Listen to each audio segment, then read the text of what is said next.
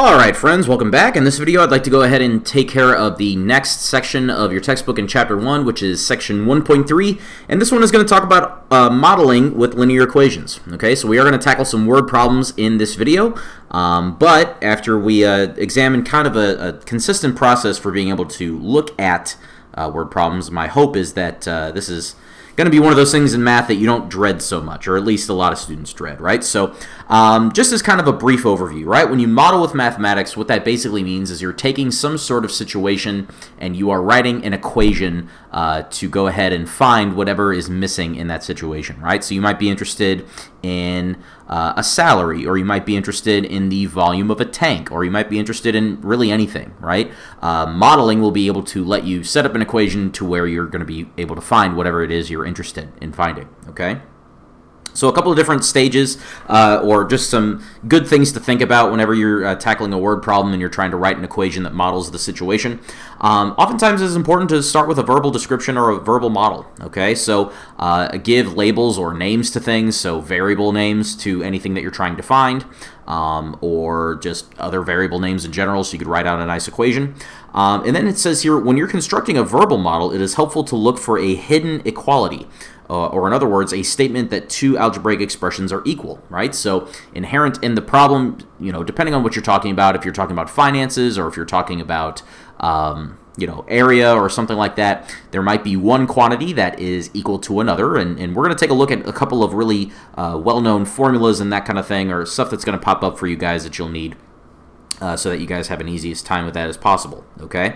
And so the general idea is this. If you can verbally say it in words, that might lead you to actually writing down an equation or a verbal model, and that might be able to lead you to writing down the equation in general. So that's kind of the goal today, and that's kind of the three-step process, is be able to say it in your own words enough to where you can make sense out of it as an equation, and then use your equation-solving skills to actually solve that. So here would be an example, right? So I'll let you go ahead and read through the word problem here, but this one goes ahead and talks about annual income. And a couple of key words here that tip you off to the fact that they want you to write an equation is that they give you the annual income, and then they tell you what that annual income includes, okay?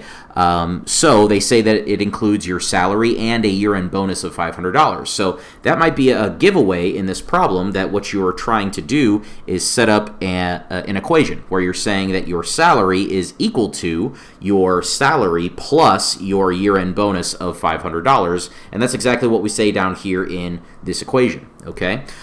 So you can kind of go through the solution here. They start off with the verbal model. Again, you don't have to do this when you're solving problems. I'm not looking for this specific thing to be written down on your page, but those of you that struggle with word problems may find this helpful as just kind of like a useful step-by-step in general for solving these types of questions, right? So they do the verbal model, exactly what we just said, your income for the year. You're going to have 24 paychecks, because it does say in the problem that you are paid twice a month. So 12 months, paid twice a month for each. That's 12 times 2, which makes 24. That's times the amount of each paycheck. And remember, that's the quantity that we are trying to find out. So anytime you guys have a word problem where you're trying to figure out a quantity, it's oftentimes best to let your variable in the equation represent that value that you're trying to find, okay?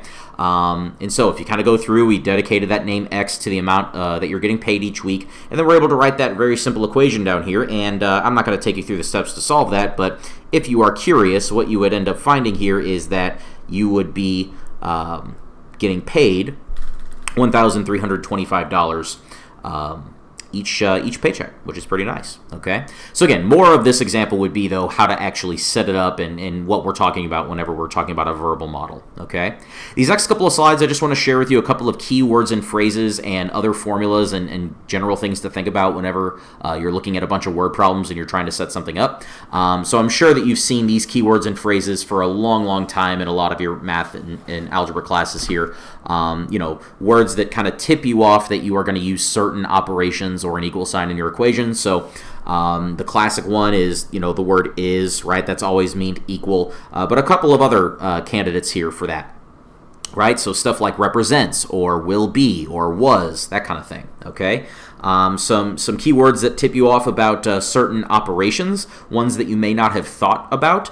were ones like, maybe exceeds, right? You might say that the amount that he gets paid exceeds the amount that his brother gets paid by $500. Well, that would be writing it as the amount that I get paid is equal to my brother's pay plus whatever many dollars that was, right? So maybe ones that you hadn't thought about. When we move on to subtraction, stuff about the remainder, right? They may talk about how when you did a transaction, you take this certain amount away from this, and this is the remainder from that. That is this idea of subtraction. Percents, right? Anytime we talk about percentages, we oftentimes are kind of thinking about that in terms of multiplication.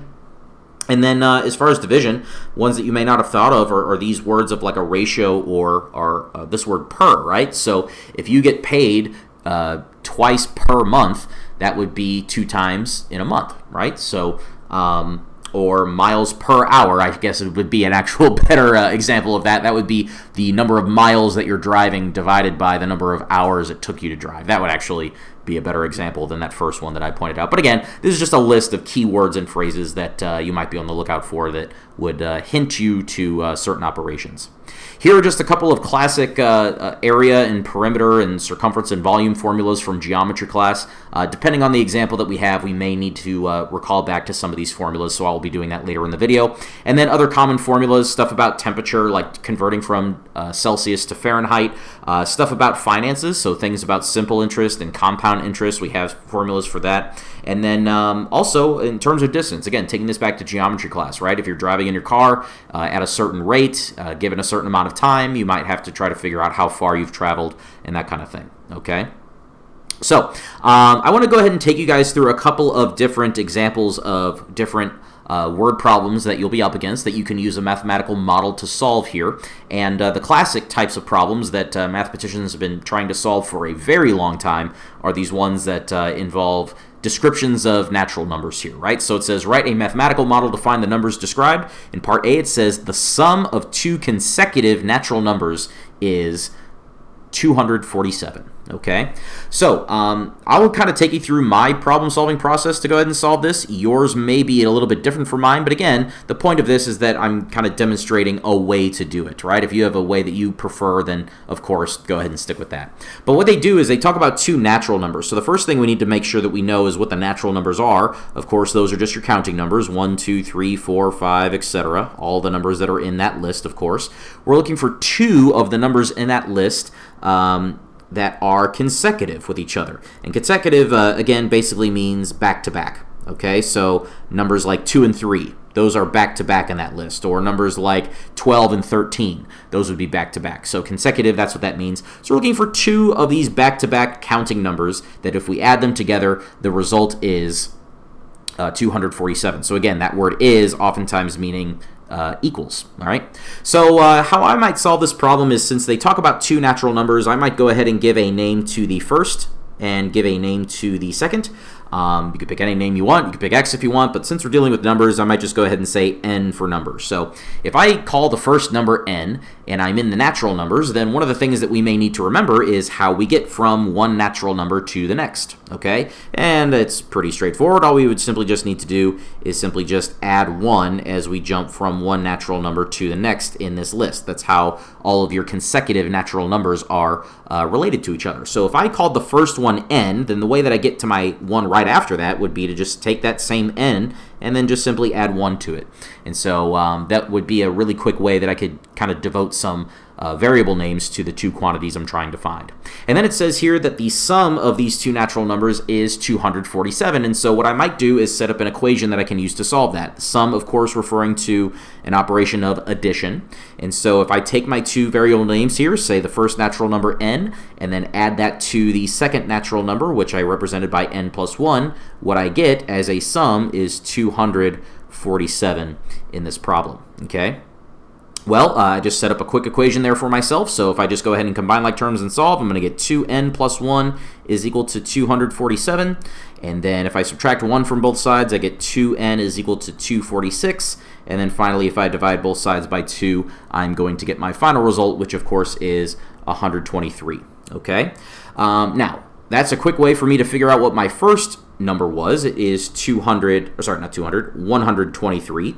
But keep in mind that we wanted both numbers, right? So we just want the one that's right after that, or just the one that you get when you add 1. So that would be 123 and 124, and those would be the two consecutive natural numbers that add up to 247. Okay. As another example here, it says in part B, one positive number is 6 times another number. The difference between the two numbers is 75. Okay, so here in this description, we're not really told that we have a specific type of number, like a natural number or anything like that. But what we might do is do the exact same thing that we did in the last example, where we devote some names to the first number and the second number in our little description here. Okay, so I might just do the same thing that I did in the last example. Give the first number a name, maybe call that n. Again, you could use x if you want, that's no big deal. But keep in mind what this description said. It said that one positive number is 6 times another number. Okay, so if I already called my first number n, my other one is going to have to be 6 times that. So I might write my second number as 6n. And then use the second sentence to be able to kind of model this situation. So it says the difference between the two numbers is 75. Okay, now I want you to kind of note here that it did say is, so that is equals, right? And so they did also say the difference here, which hints at subtraction here in this problem. And what I want you to pay attention to is the fact that when we subtract these two numbers, we're going to get a positive 75. Okay, so that means we're going to have to take the bigger of the two numbers, subtract away the smaller of the two numbers so that we guarantee to have a positive difference here. And so the bigger of these two numbers, I believe, is we can comfortably say is probably going to be that 6n there. So let's start off with the bigger number, 6n, and then subtract off the smaller number, n, so that we can guarantee we get something positive like the 75 here. Okay, well, there is our model right there. Okay, so take the second number minus the first, and that's going to equal 75. Okay, well, if we clean this up, again, just do the algebra steps to go ahead and solve this up, we would get n is simply going to be equal to 15. Okay, now keep in mind, I'm not going to box that as my only answer because over here we wanted to find both answers, right? So we just figured out that the first one is 15 and the other one would simply just be 6 times that. So 6 times 15 is going to be 90, and those would be the two numbers that we are describing here in this problem. So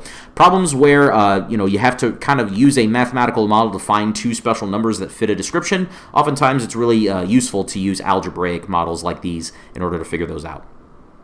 This next example talks about sales price. So it says Stephanie bought a homecoming dress on sale for $66, which was marked off 25% from the original price. What was the original price of the dress? Okay, so this is just like kind of like a standard run-of-the-mill word problem in algebra dealing with finances.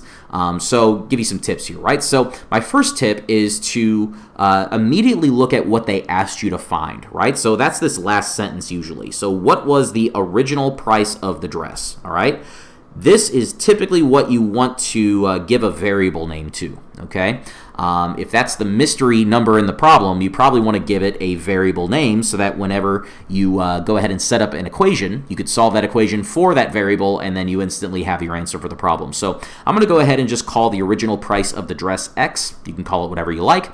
But for this, what we need to do is kind of do some brainstorming on how sales price works, right? So I might just say this over to the side, right? Maybe just create one of those verbal models. So I might say that the sale price at the store, I know that that would have to be equal to taking the original price of the dress.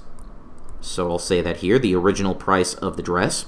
But then it said they marked off 25%. So from this, I would take away 25% of the original price, which I just would go ahead and write like this, 25% of the original.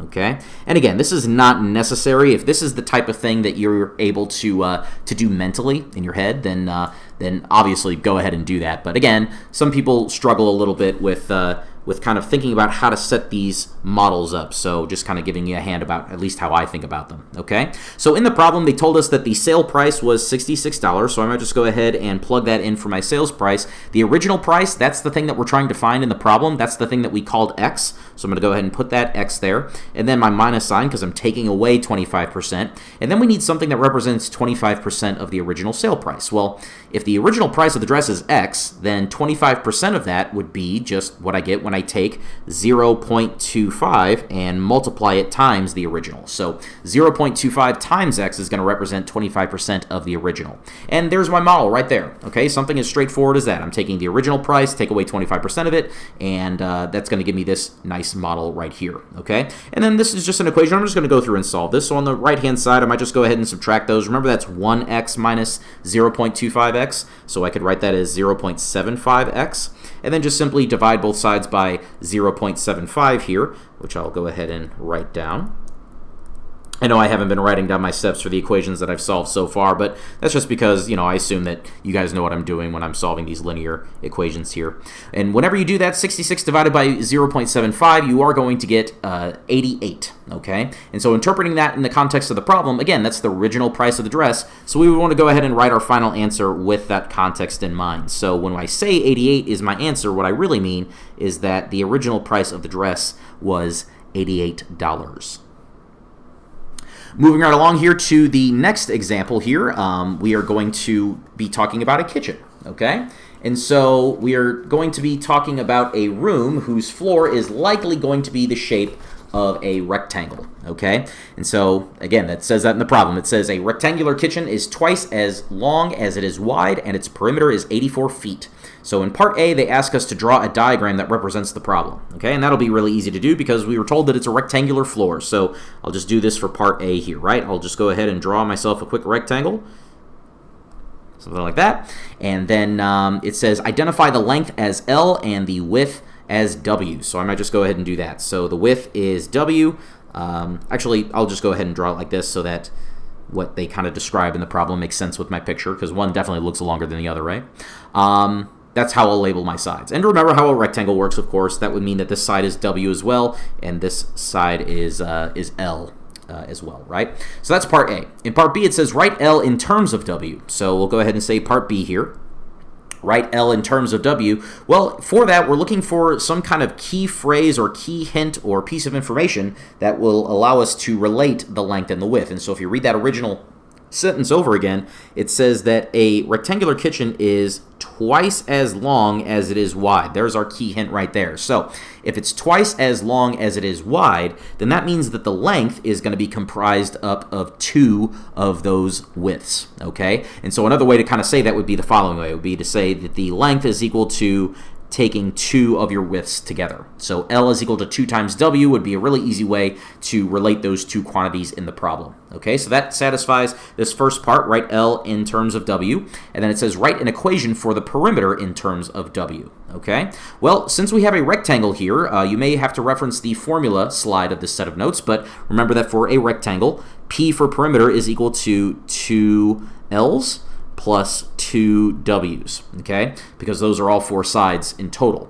And it did say to write this specifically in terms of W, so what that's going to mean for us is since we have this equation that relates L and W right here, we might just go ahead and take out this L and replace it with 2 times W. So that would be 2 times 2W plus 2W, and then in this way we can see here 2 times 2 would make 4, plus another 2, that would make 6 W's. So the perimeter in terms of just W in the problem is simply just going to be P is equal to 6 times W. So there's my equation relating the length and the width, and there's my equation representing my perimeter and my width, okay? And then in part C, they just simply say find the dimensions of the room, okay? And so for this, what I might do is I might go searching in the problem again for an actual measurement that they provided for me here. And I definitely think that we could find that if we take a look at the first sentence again. So it says its perimeter is 84 feet, okay? Well, that's going to be pretty handy because, again, in the problem, in part B, we just wrote down a nice way to go ahead and find the perimeter if we know the width, okay? And so that was what we wrote in part B there very last. That was P for perimeter is equal to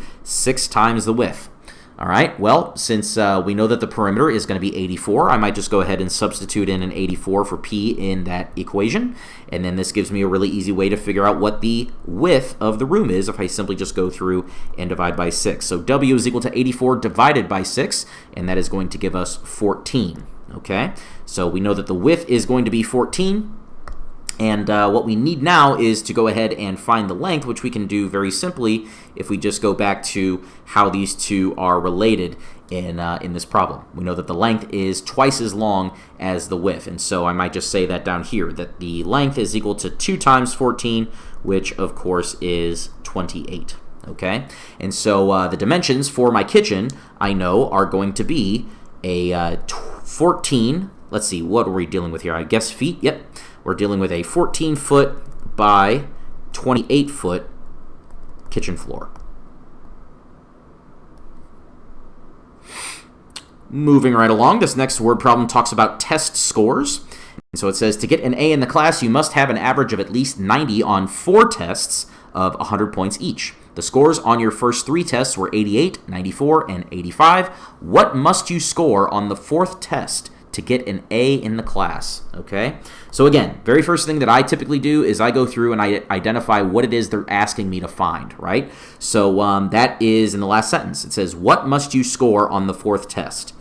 What must you score on the 4th test? So that'll be the thing that I give the variable name to. I'm going to call that X. Okay, so I on my 4th test, I scored 88%, 94%, and then one note just crashed on me, so let me go ahead and restart that.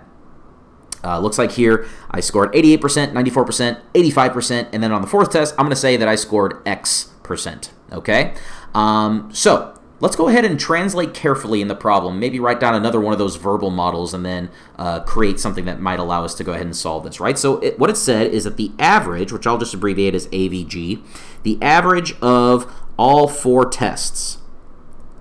Okay, they actually said that, the average of all 4 tests, and then they used this language, right? They said, is at least. The average of all 4 tests is at least 90. Okay, that was in the very first sentence. It says, you must have an average of at least 90 on 4 tests in order to get an A in the class, right? So there's a little bit of our verbal model, and let's just go ahead and translate what this would actually mean. Well, some of these are easier to translate than others, right? Like the very last one, that's just 90, so boom, there's 90. And then is at least, that would be able to say an inequality, right? So greater than or equal to. If you are at least 90, then that means that you are either a score of 90 or you're something higher than 90. So higher means greater than, so greater than or equal to. And then this last one, it says the average of your 4 tests. Well, for this, we would just need to kind of remember how you find an average of 4 numbers. You would just need to add them together and then divide by how many there are. And so that would be 4 since we had 4 tests, of course. So let's just write that down, right? So I got an 88% on my first test. I got a 94% on my second test and 85% on my third. And then on my 4th test, that's what we gave the variable name to. We'll call that X%. And if I'm finding an average, that means I'm adding them all up, and I am dividing, of course, by 4, okay? And so by using my model, I was able to come up with this linear inequality, and if I solve this, then that would be able to allow me to figure out what percentage I need on my 4th test so I pull off an A in the class, okay? So I'm just going to clean this up really quickly. I've got some like terms that I can combine here on the left-hand side, namely the 88, the 94, and the 85. I could just add up all those and figure out what the total is. If you do that, it's going to be 267. So I'll just say plus X all over 4, that is greater than or equal to 90, and then just continue to solve this. What I might do next is get rid of that big divided by 4 by multiplying everything by 4, and so that's going to end up with 267 plus X is greater than or equal to 360. And then simply subtract 267 from both sides, and you will see that X is greater than or equal to 93, okay? And so, again, that is the solution of our algebra problem, our model, but we would want to interpret that in the context of the problem, right? If we're saying that X is greater than or equal to 93, then dip this back into the translation, right? X, which is the score on your 4th test, is greater than or equal to, or in other words, is at least 93, which is to say at least 93%. So as a final conclusion here, I would go ahead and write here that on your 4th test, you would need to score at least a 93% to get that A in the class. Example 6, this talks about travel time. So it says a plane is flying nonstop from Atlanta to Portland, a distance of about 2,700 miles. After an hour and a half in the air, the plane flies over Kansas City, which is a distance of 820 miles from Atlanta. And then it says estimate the time it will take the plane to fly from Atlanta to Portland. Okay, so you don't have to do this to solve the problem, but I think it's oftentimes really helpful to draw yourself a picture. Okay, a picture can oftentimes be the difference between somebody who was able to figure this out easily and somebody that had a lot of trouble trying to figure the problem out. Right. So here's what I might do. I might go ahead and just draw a big path. Okay, and these cities probably are not in such a straight line very nicely here, but this is just a model that we're using to kind of interpret the answer, right? So I'll say that this top point, that represents the city of Portland. Okay, so the city of Portland. And then in the middle, I'll say that that's Kansas City, and then at the end, I'll say that that is Atlanta, so ATL. And so in the context of the problem, what they told us is that this entire distance from Portland all the way to Atlanta, that whole thing is 2,700 miles. Okay, so I'm going to label my picture. And then they gave us some other pieces of information here, right? They said that the plane flies over Kansas City, which is a distance of 820 miles from Atlanta. So I'll say that. 820 miles from Atlanta to Kansas City. And then it says, estimate the time it will take the plane to fly from Atlanta to Portland. Okay, so we know the distance, but we need to know the time, right? And so how can we figure that out? Well, one of the things that we might do is we might do a little bit of math first, because we don't technically know how far it is from KC to Portland, but we know that the entire distance from ATL to Portland is 2,700. We know that part of it is 820, so if you quickly do that subtraction, you're going to find here that the remaining distance from Kansas City to Portland is going to be 1,880 miles. Okay, and that might be important for us later in the problem here, so we'll just kind of hold on to that. Maybe not, but again, if we could point it out, it can't hurt, right? So kind of going through, what I might say here is let's talk about average speed, okay? Because that's what we're kind of trying to get at here is how much time will it take? And we have distance, and we want to know time, and speed is the quantity that relates both of those things. So let's talk about that. Well, in the problem, it said that we were able to cover a total of 820 miles in about an hour and a half. Okay, so again, that idea of this per, right, miles per hour, that kind of hints at division here. So if I do 820 divided by 1.5, what I get is approximately 546. 0.66666, etc., repeating. So 546 and 2/3 if you want to think about it that way. That would be miles per hour. Okay, so that would be the speed that we flew from ATL or Atlanta to Kansas City, the average speed, right?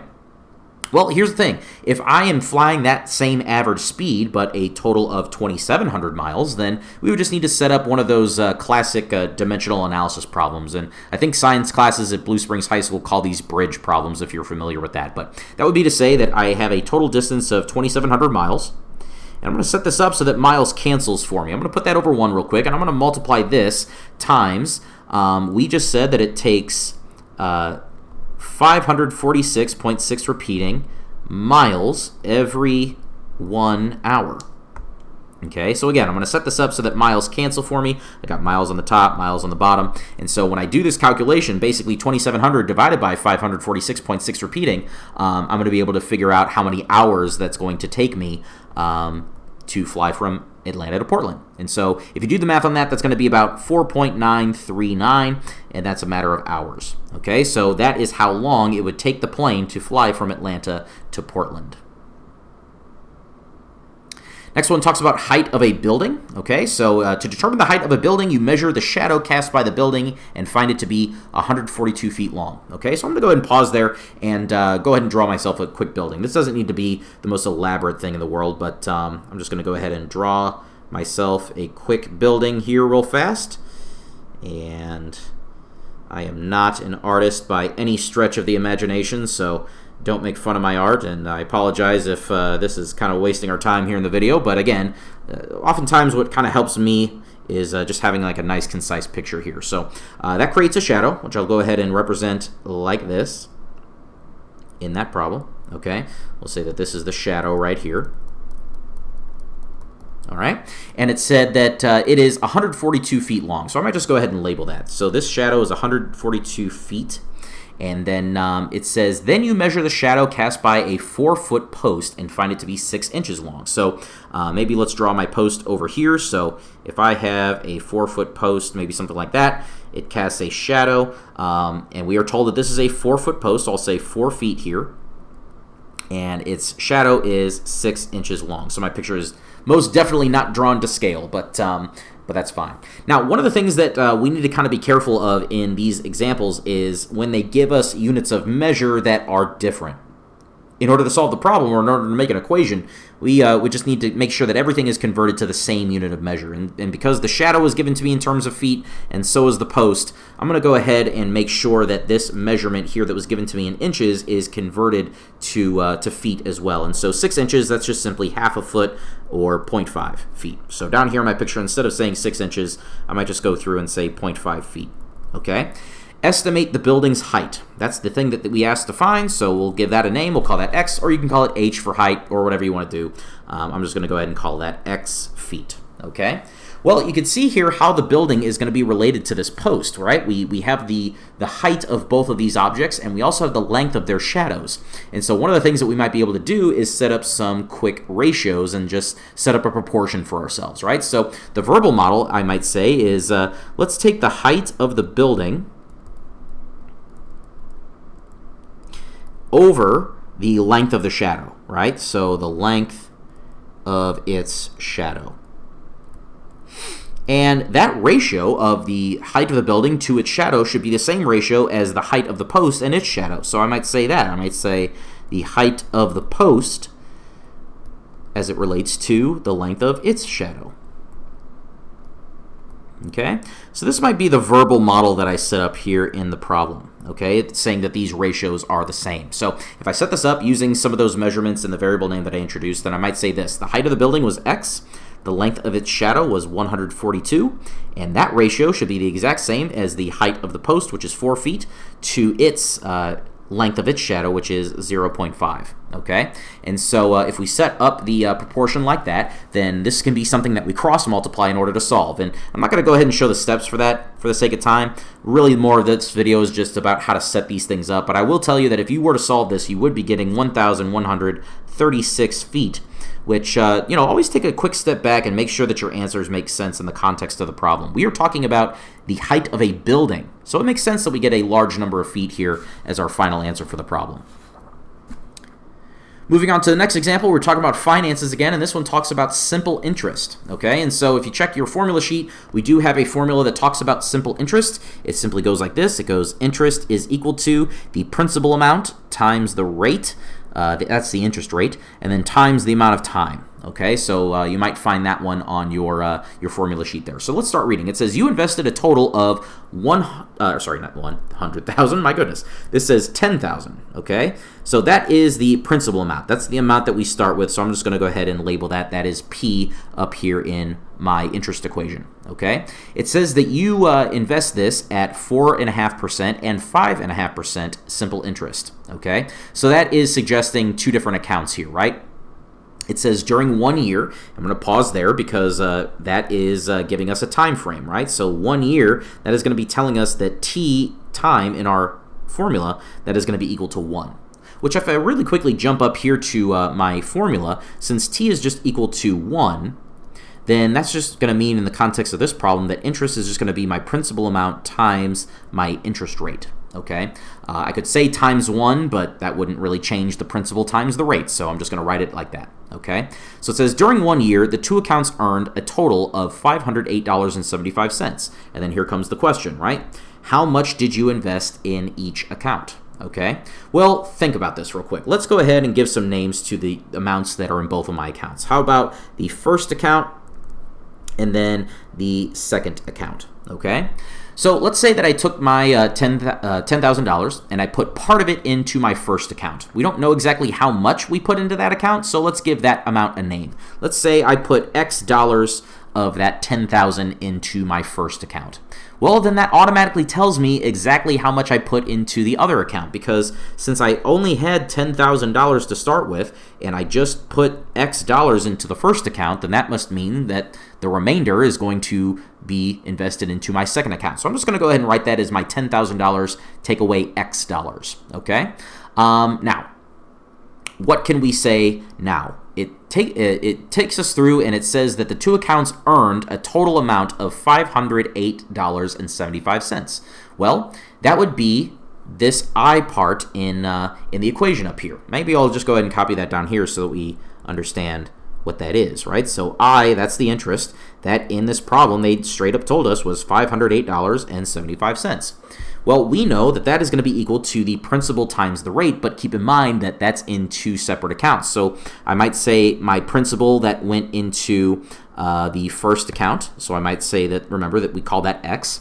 We're going to go ahead and multiply that times the interest rate. And here they did say 4.5%. That would be as a decimal 0.045. We might as well go ahead and translate the 5.5% because we're going to need that later, 0.055 for that. So let's go ahead and figure that out. So that would be 0.045 times the amount that I put in my first account. I'm going to go ahead and add to that the exact same thing, but for the other account. And we said that that was my $10,000 take away X. That's the principal amount that goes into my second account, and I'm going to multiply that times the interest rate, which is 0.055, okay? So that's going to be my equation right there. Let me go ahead and move the $508.75 up here, okay? So this gives me a really good equation, and what I would want to do is just go ahead and simply combine some like terms and go ahead and begin to solve this. So if I say distribute that interest rate into both terms of that second expression, so here and here, then I can simplify this down to, I might write it as 0.045x plus, and then that would actually be $550 minus 0.055x.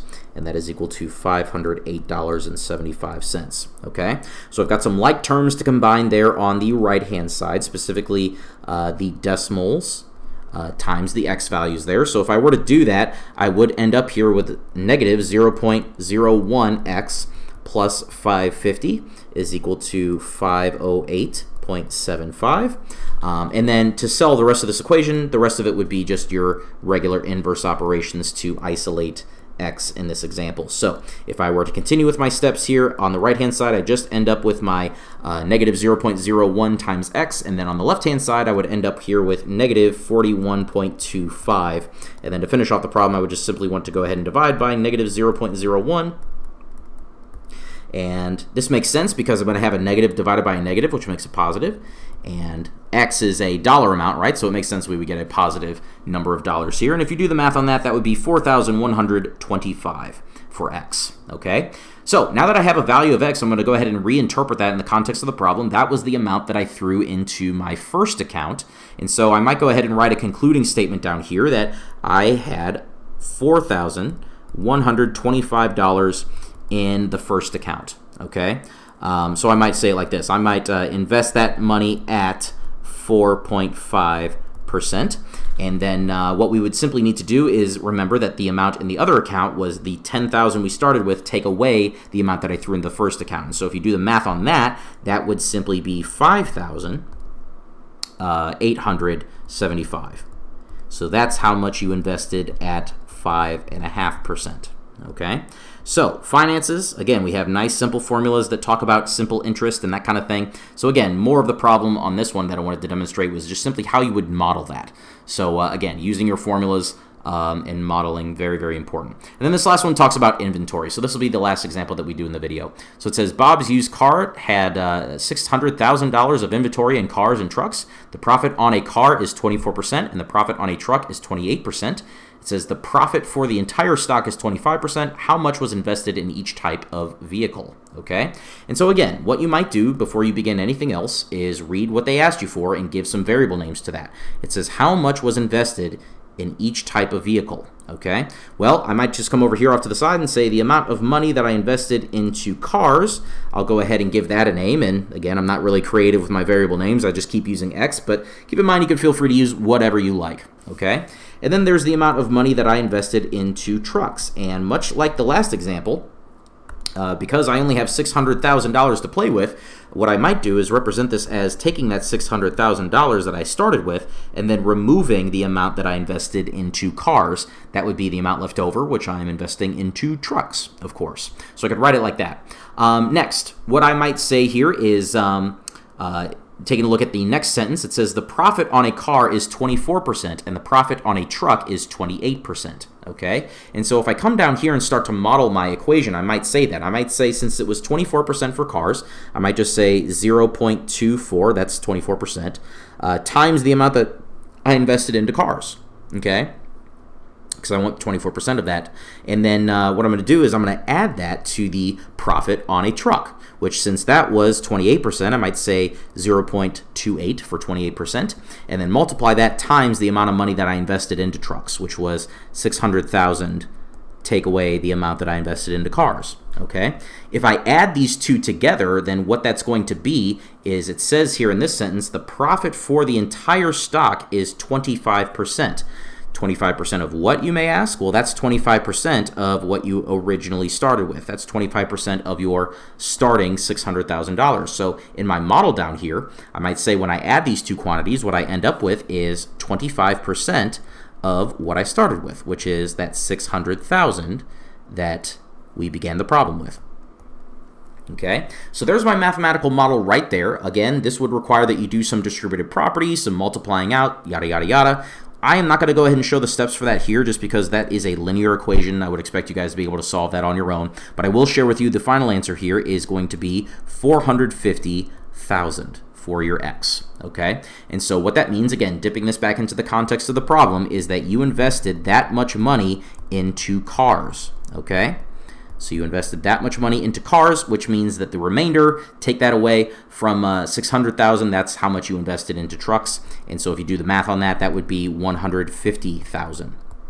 So 150,000 into trucks in order to finish up the problem there, okay? So again, when you model with mathematics, it is much, a process of reading through, giving some variable names to the things that you're asked to find, and then just letting the description of the problem be that thing that allows you to model various parts so you can put it all together and make one nice equation that you can solve. Okay, so I hope that this video has been of some help to you. If you guys have questions at all, please feel free to let me know. But that's going to do it for this video. Thank you very much for your attention, and I will speak to you guys in the next one.